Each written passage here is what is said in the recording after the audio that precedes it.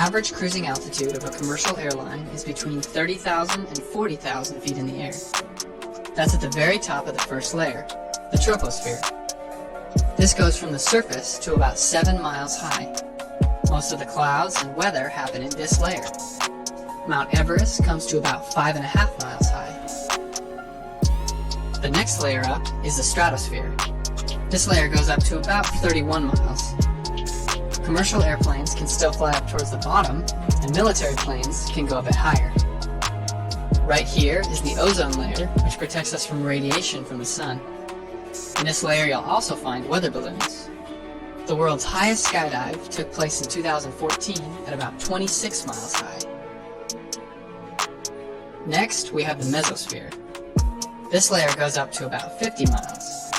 The air is thin up here. However, this is where there's finally enough air that meteors start to burn up. Airplanes and weather balloons can't go this high, but rockets won't stay in this layer for long as they blast into orbit. The Thermosphere goes up to about 440 miles. At about 62 miles is where most consider the start of outer space. This is called the Kármán line. There's still air up here, but it's so thin that sometimes we still forget there's an atmosphere. The northern lights happen here, and the International Space Station orbits about here. The highest layer is the Exosphere. This is the layer that merges with the vacuum of space.